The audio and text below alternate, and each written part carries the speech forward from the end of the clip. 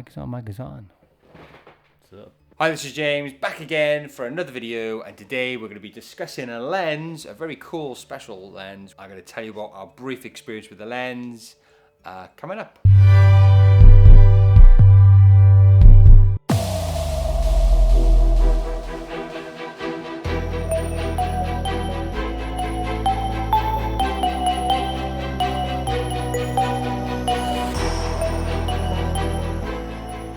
Recently, we had the great fortune of having a Laowa probe lens at our disposal for a short film we're currently shooting. Big shout out to our friend and very talented actor, producer, Chris Josty. He was able to wangle this very cool lens for us. I've never used this lens. I never intended on buying this lens because of its nature. It's not a lens which I'd want to own in my arsenal of lenses because it's very specialized. Now this is the Laowa 24mm F14, wide open F14 probe lens. This is a very cool, like I said earlier, it's a special lens. I think it's used quite a lot in commercial work. You've probably seen it on Instagram, people pushing this very long, cool looking lens through, like, I don't know, coffee beans or whatever you, to kind of give this very macro, small things are massive, kind of like Honey, I Shrunk the Kids world. So it's a very cool look. But the lens is very expensive. Not too long ago, it was a bit cheaper, but now since this kind of revolution in commercial videography and what have you, a lot of people in the commercial world are using this lens to get these very kind of cool, distinctively probe-looking lens looks to their videos. And the price now is hiked up to around £1,500–1,600. But the one we had was for the Canon EF mount. I used it on the Pocket 4K with the Metabone speed booster. Actually scrapped that. Total bullshit. I didn't shoot it on the Pocket 4K. I shot it on the Lumix S5, but I did try the lens on the Pocket 4K. And it did work with the Metabone speed booster and everything else, so not totally full of shit there. So let's break this lens down. It's a 24mm, so nice and wide. F14, so quite a slow lens, so be mindful.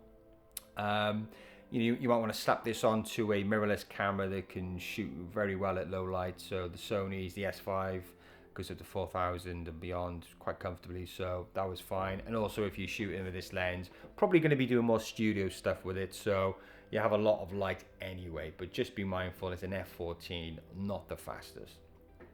This is a macro 2:1 capabilities, which adds to that cool, distinct look which you get with this lens. So very close macro stuff, 2:1 ratio, really nice. I think it comes in an E mount and an EF mount. Yep, I'm sure it does, but again, I was using a Canon EF, so but if you use a Panasonic, and most things you can adapt to EF anyway. So it has a front LED light, perfect for macro as well. Obviously you're getting quite close. You don't want to darken the whatever you're shooting in macro with the shadow of the lens or just the lens itself. So it's got a nice LED light fixed at the front of the lens. That needs to be powered by an external power bank or something like that. You'll see on the side of the lens there's a port there to plug in a USB, the USB cable which comes with the lens into. I just found that it's a bit awkward though. It's the design is a bit, it's a bit flawed there. I think they should come up with something a bit more practical to use. The power bank I had was quite chunky, so there's no way I could stick the power bank to the barrel of the lens, so I had to kind of feed a long wire onto the power bank, which is on the camera when I was testing out the light. And it almost negates the idea of the long probe lens where you can go through things to give that cool look, because if you have something attached to the barrel to power that light, then it's gonna really restrict you, and you're not gonna get the full ability to use that probe lens, that style, to push through things. So we were doing a scene where we were pushing through a small hole. There's no way I could have attached a power bank to the lens in order to get that shot. So I found myself not using the LED lights, but I guess for fixed shots maybe then it would come in handy. But that's something to just take in mind or bear in mind, is the positioning of the USB on the barrel, probably not the best.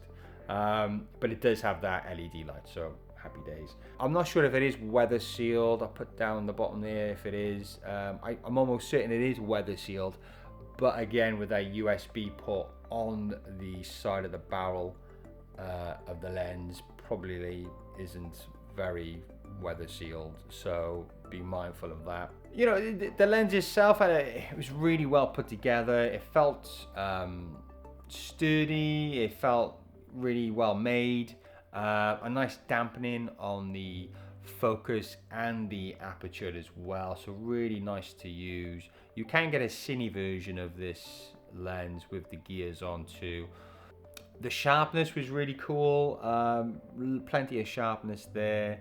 The color reproduction was nice. What we were filming, I was seeing on the back of the monitor, so no issues with optical performance either. I personally wouldn't buy it. I would consider renting one.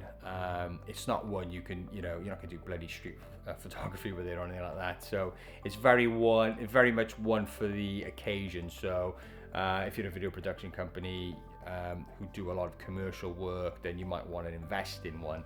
But otherwise, I can't see a great need for somebody to own this outright, unless you're doing that specific kind of filming or even macro photography which needs a probe lens. Then I wouldn't say go and buy one. But if you get a chance to use one, use one. I had a lot of fun with it, and you could do some really interesting shots. So as just a cool lens to rent, go rent one, try it out. You'll be amazed like I was, and just, yeah, plenty of fun with this lens. So thanks again to Chris Jossi for giving us the opportunity to use the probe lens, and we'll definitely be showing you in the future videos the exact shot we use with this lens, and it's a really cool shot, so only could be done with this kind of lens. Okay, that's it from me. Please remember to like and subscribe. Definitely hit that like button. It takes 2 seconds just to go bing, bing, bing. Really helps the channel out. If anything, if you don't want to subscribe, fine, but just please hit the like button.